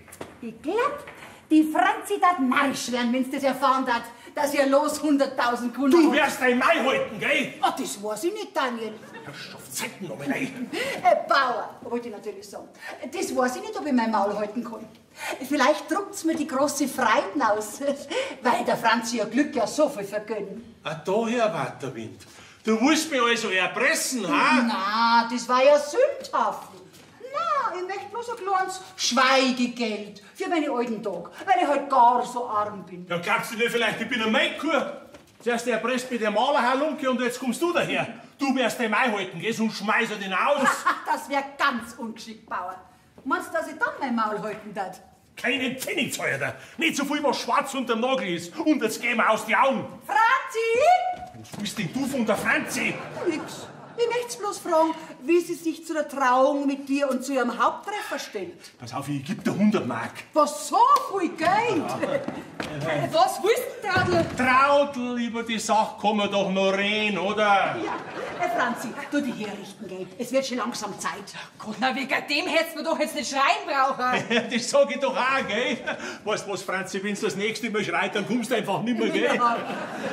Ich schrei da schon nimmer, Franzi. Das nächste Mal komm ich selber. Du Giftschlange, du. Geh weiter, jetzt richtig her. Es wird schon langsam Zeit, gell? Ah, lass dir nur Zeit. Kommst schon noch früh genug in den heiligen Ehestand. Also, dass wir so am Ende kommen, wie viel möchtest. Also, zuerst habe ich mir gedacht, dass ich 1000 Mark verlange. Was? Aber dann bin ich zu der Ansicht gekommen, dass das für einen solchen Gauner Was bin ich? viel zu wenig ist. Nachdem du in einer Stunde im Besitz von 100.000 Mark bist, die du dir quasi gestohlen hast, was ich vor jedem Gericht beweisen kann, gell? Habe ich mir gedacht, dass da auf die 5.000 Mark, die ich von dir verlange, jetzt auch nicht mehr drauf zusammenkommt. 5.000 Mark? Wo soll ich so viel Geld hernehmen? Aus deiner Truhe, Daniel. Da kommt kein Pfennig raus, dass das weißt, gell? Ja, hast schon recht, Daniel. Was schade um das schöne Geld, gell? Ich geh jetzt zur Franzi-Hilfe herrichten, wird höchste Zeit. Du hältst dein Mai müssen. Guten Morgen, Hochzeiter. Und? Wie fühlst du dich? Ja, gut, geht's ihm gut. Ein bisschen nervös ist er heute. Lasst sie ja denken, gell? Fühlst du dich stark genug, in den heiligen Stand der Ehe hineinzuschleichen? Hineinzuschleichen ist der richtige Ausdruck. Du hältst jetzt einmal dein Mai, gell? Was ist, Simmel? Können wir jetzt endlich gehen? Lass dir nur Zeit, du bist noch lang genug verheiratet. Aber was ich sagen wollte, da hast du was Feuchtfröhliches bei der Hand. Ja, dass ich ein bisschen vorbereitet bin und nicht so geistlos der heiligen Handlung beiwohnen kann. Freilich, Simmel.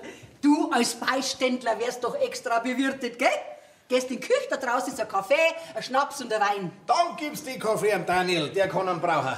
Weil das Allerschlimmste, was es gibt, das ist mit einem nüchternen Mann heiraten. Nee, ich hab keinen Appetit. Das glaub ich. Geh dann aus, Simmel, lass dir gut schmecken. Ist schon gut, schrei mir fein, wenn es soweit ist, gell? Weil von selber komm ich nicht. So, Daniel, jetzt haben wir wieder allein. Also, was ist jetzt? 5000 Mark kann ich nicht zahlen. Und mit ein bisschen guten Willen kannst du schon zahlen, gell? Ich geh jetzt zur Franzi, es wird höchste Zeit. Du Trauder, du! Hast Angst, Daniel? Schau, wenn ich jetzt gemein war, gell, dann da die schreien, Franzi, seitwärts!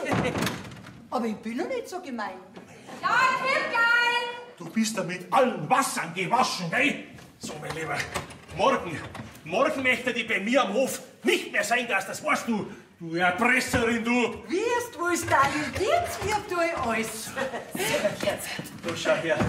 Du Traudel, schau her. Weißt du, immer auf mein Hauswesen so geschaut hast, gell? Wo ich die an meinem Hochzeitstag auch nicht vergessen, gell? Geh, schau, für den alten Tag, gell? So splittig bist du, Daniel. Doch das hätte ich jetzt nicht geglaubt. Ich auch nicht. Mein Gott, der Herrgott wird's dir in der Ewigkeit danken. Mein Glück und Segen wünsche ich dir. Und jeden Tag bett dir Vater unser, dass dir recht gut geht. Giftschwanger, du. So, jetzt komm her da und lass dir ein bisschen zusammenrichten, gell? So. Und jetzt sei so gut und mach halt ein bisschen ein freundliches Gesicht, ha? Ja, die Leute meinen ja sonst, du gehst zu einer Hinrichtung. Musst du entschuldigen, aber ich heirate heute zum ersten Mal. Das Sigi. Sieh mal, komm, seitwärts. Bin schon da. Respekt. Also, was ist? Packt mir's. Franzi, geh her. Wie gehst mit mir? Und hier gehst mit deinem angetrauten Mann. Der Herr segne deinen Ausgang und deinen baldigen Eingang.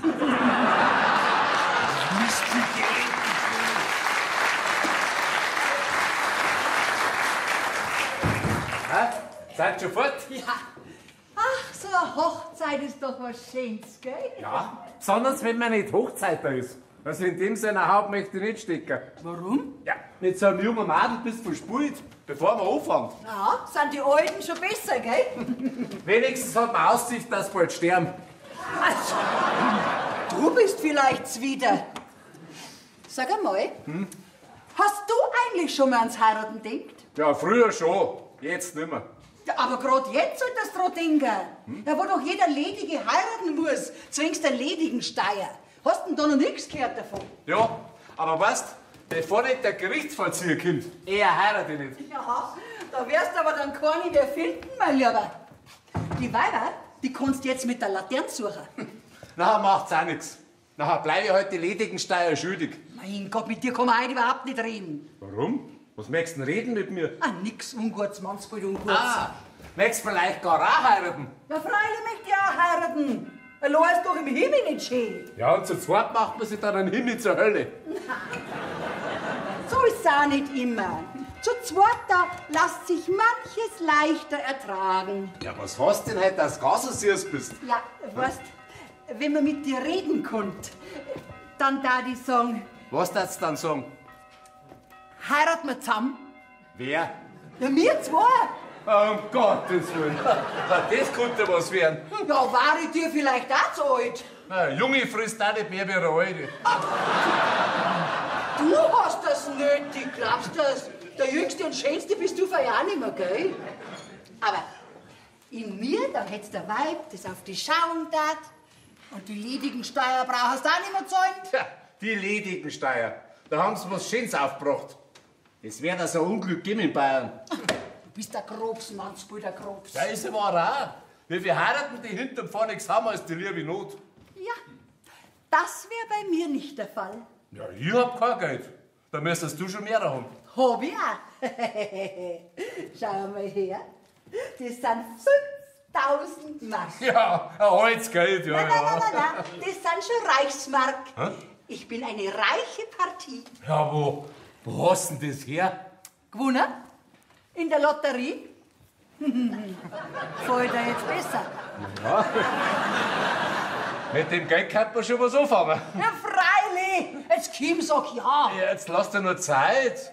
Du pressierst ja gerade so, als ob du die ledigen Steuern zahlen musst. Ja, ich kann doch bloß so ungeniert mit dir reden, weil wir uns schon so gut kennen. Naja, in Gottes Namen. Wie noch der Staat schon zwingt zum Heiraten, Ja. gell? Ja, aber bei mir, da ist er ausgeschmiert, der Vaterstaat. Warum? Ja, weil der Staat, ja, so wie der Pfarrer neulich predigt hat, die ledigen Steuer nur wegen einem Kinderkrieg einführen will. Da brauchte sie bei mir nichts erhoffen. Ja, das ist doch wurscht. Komm, jetzt gib mir ein Puzzle. Ja, da bin ich jetzt gar nicht recht vorbereitet. Puzzle wärst doch noch kennen. Ja, schon, aber... Was aber? Ja, ich hab Angst, dass ich daneben triff. Ah, du triffst schon mit daneben. Jetzt geh her. Du hast den schönsten Mund, weit und breit. Ja, Bonifaz. Jetzt gehst du in die Küche raus, kriegst da was zu essen, gell? Und wenn der Pfarrer kommt, dann bestellst du gleich das Aufgebot. Von mir aus, wenn es halt nicht anders sein kann. Geht doch. Grüß dich, Gott, Traudl. Grüß Gott. Ihr seid da. Ja, auf euch hab ich ja ganz vergessen. Ja, grüß Gott. Ja, die Huber, Froni. Nix mehr, Huber. Jetzt heißt sie Frau Kunstmaler Hopfner. Ah, das ist aber schnell gegangen. Ja, wie kommt's ihr da her? Der Bauer feiert heute Hochzeit. Ja, deswegen sind wir ja auch da. Die Franzi hat mir alles geschrieben. Na, ich mein, der Bauer ist nicht so besonders gut auf euch zu sprechen. Das macht nichts. Wir sind ja auch nicht wegen dem Bauern da, sondern der Franzi zu Ehren. Aha, dann nehmt's einmal Platz, Ja. gell? Mein Gott, wer kommt denn heute noch alles? Herein. Guten Tag, Grüß Gott. Dr. Riedlinger, Notar. Kann ich den Herrn Moderecker sprechen? Der ist noch bei der Trauung.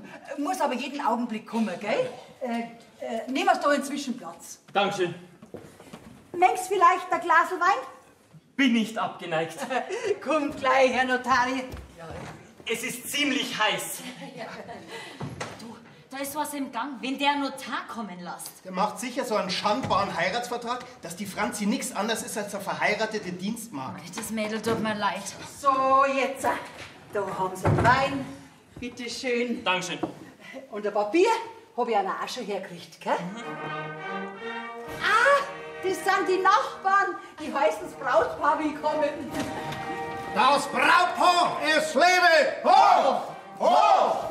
Hoch! So, Franzi, jetzt haben wir es überstanden. Jetzt sind wir Mann und Frau. Gott sei Dank. Das war eine schwere Geburt. Ja, lass dir gratulieren, Franzi. Und dir auch, Bauer. Traudl, gib mir gleich eine Stärkung, sonst brich ich zusammen. Ja, jetzt lass dir nur Zeit. Schau mal her, Bauer, was du heute für Ehrengäste gekriegt hast, ha? Grüß euch! Grüß dich. Froni, das ist aber nett für euch. Ich wünsche dir alles Gute in deinem Hausstand. Viel Glück und Segen, Frau, Tante. Okay, darfst du nur Franzi sagen? Nein, ich gratuliere euch nicht. Mir war's lieber, war's gar nicht kommen. Die hab ich eingeladen, folglich bleiben sie auch da, gell? Herrenrecht haben wir ausgemacht. Also hab ich das gleiche Recht wie du. Aber die erste Meinungsverschiedenheit. Und du wirst zu denen zwar genauso freundlich sein wie zu den anderen Gästen. Und jetzt machst du ein freundliches Gesicht und redst was. Ja, dann heißt die herzlich willkommen, Froni, gell? Und Ihnen auch, Herr Maler. Herr Lunke. Was brummst du denn noch vor dir hin? Passt dir vielleicht was Nein, nicht? mir passt alles, wenn's nur dir recht ist. Ja, dann ist schon gut. Grüß Gott, meine Gratulation. Meine Gratulation. So, da ist jetzt der Wein. Ja, Gott sei Dank, ich hab schon gemeint, da holst du ihn in Tirol. Bitte schön. Also, zum Wohl auf das Brautpaar, auf eine glückliche Ehe. Hoch Sollen sie leben, hoch sollen sie leben, dreimal Jetzt gebt's euch einen Brautkuss. Also, dann geh her. Entschuldigen Sie, Herr Moderegger, aber können wir beginnen? Meine Zeit ist bemessen. Selbstverständlich, Herr Notar, bitte. Freilich, Herr Notar, wir können sofort anfangen. Ja, wollen wir hier oder? Nein, wir gehen ja schon in meine Kammern auf. Nein, wir bleiben da. Da ist ja nichts Unrechts. Darf also ruhig mal jeder her. Ja, wie Sie wünschen.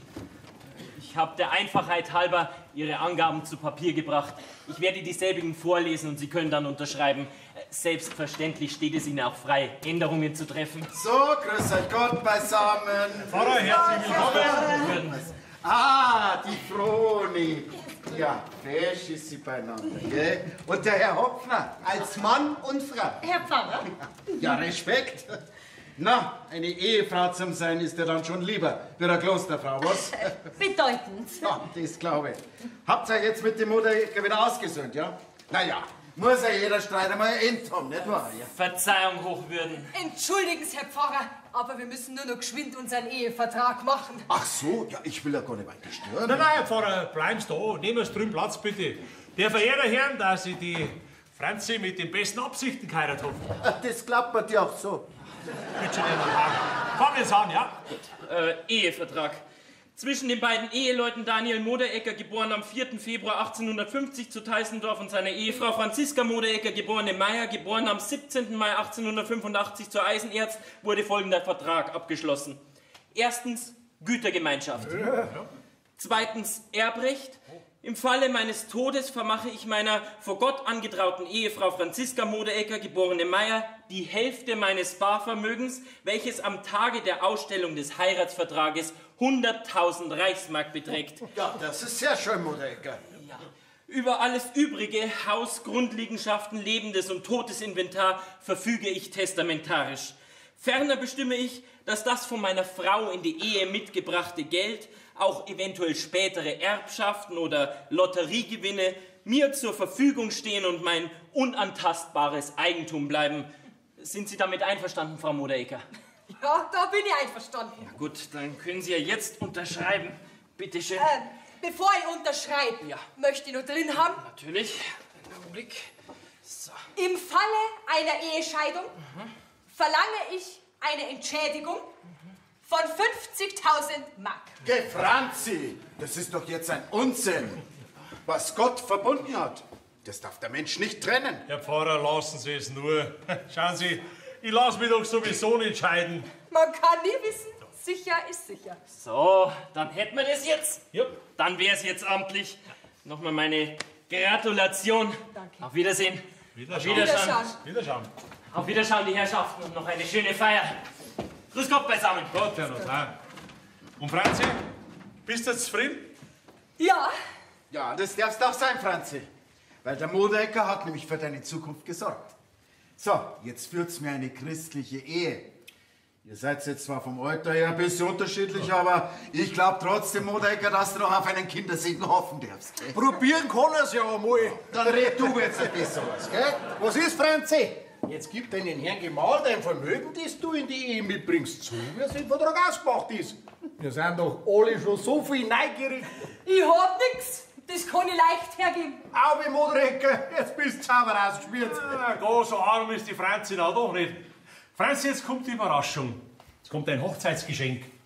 Bring mir doch einmal dein Gebetbücherl. Mein Gebetbücher? Ja. Möchtest du dir was vorbeten? Na, da bin ich jetzt aber neugierig, was das wird. Da Da hast ist du's. ja noch, Gott sei Dank. Kennst du das Los da? Ja, freilich, das Los hab ich als Einmerkerl drin. Das Los hat in der letzten Lotterie 100.000 Reichsmark gewonnen. Was? Das ich dir geschenkt hab? Ja, gratuliere! So, schauen Sie her, Pfarrer, überzeugen Sie einen. Den zweiten Haupttreffer der Geldlotterie München in der Höhe von 100.000 Mark, den gewinnt die Nummer 20849. Bitte. Ja, das stimmt ganz genau. Franzi, das ist ja ein Vermögen. Siehst du, dass du doch nicht so arm bist, wie es du glaubst hast, ha? Das gibt's ja gar nicht. Ja, freilich gibt's es. Da hast du es doch schwarz auf weiß. Und du hast das gewusst? Ja, wieso hast du mir nichts gesagt? Ja, weil ich dich überraschen wollte. Komm, gib mir das Nein, das kannst du ruhig mir lassen. Wir haben doch jetzt Gütergemeinschaft. Was dir gehört, das gehört doch auch mir. So haben wir es doch ausgemacht. Was mir gehört, gehört auch dir. drum hast du mich geheiratet. Ja, weil du genau gewusst hast, dass ich eine reiche Partie bin. Mein Gott, und die Rindfisch, ich fall ja nur drauf rein. Aber wer denkt denn auch an sowas? Du Modecker, das war vielleicht schon ein starkes Stückel, gell, wenn der Franz Ihre Vermutungen auch zutreffen darf. Na, Herr Pfarrer, so unchristlich bin ich nicht. Na, ich hab die Franzi hauptsächlich wegen der ledigen Steuer geheiratet. Das mit dem Los, das hab ich erst viel später erfahren. Lass mal sehen. Ja? Wenn ich das gestern schon erfahren hätte, ja, vor dem Altar war ich noch umgesprungen. Gott, na 100.000 Mark muss ich jetzt hergeben. Ja, und 50.000 krieg ich im günstigsten Fall. Ja, Herr Pfarrer, das ist ja gleich mehr als für einen Betrug. Jetzt tu dich nicht ärgern, Franzi, du hast vielleicht nicht so schlecht abgeschlossen, gell? Dass die ganze Sache so ausgeht. Das hast du gar nicht wissen können. Der Tausch ist zwar ungleich, aber nicht ohne Profit. Lachst du blöd, spinnst du jetzt, oder was? Das ist der schönste Tag meines Lebens. Du bist jetzt narrisch geworden, ja? Nein, Herr Pfarrer, noch nicht, aber da schauen Sie her, da haben Sie 10 Mark. Lassen Sie hoch anlesen zu Ehren vom heiligen Daniel in der Löwengrube. Der für uns den Märtyrertod erlitten hat. Na, der sauber eingegangen ist. Das Los da, das ist ja schon mal gezogen worden und gut nix. Was? Da schauen Sie selber her, Pfarrer. Da in der Zeitung steht Ziehung der 3. Klasse. Und da am Los steht Ziehung der 1. Klasse. Die Viecherei ist mir 10 Mark wert. Das stimmt ja ganz genau. Dann bin ich betrogen. Das kannst du jetzt nicht sagen, Modecker. Du hast dich nämlich selber betrogen. Und hättest du mich geheiratet, hättest du einen Haufen Geld gespart, Daniel. Herr Pfarrer, kann man denn da keinen Prozess nicht machen? Nein, da kann man keinen Prozess nicht machen. Wir haben's ja schriftlich und notariell. Gütergemeinschaft und das Herrenrecht tritt auch in Kraft. Von morgen an hab ich die Hosen Herr an. Pfarrer, ausgerechnet ich, wo ich jeden Tag immer so fleißig in die Kirche gehe. Mei, jetzt musst du halt in das Unabänderliche fügen. Geh weiter, warum die mit dem Schicksal hadern? Seid lustig, Leideln. Alles andere wird sich schon von selber finden. So, jetzt erhebe ich meinen Becher. Auf das Wohl vom linken Schächer.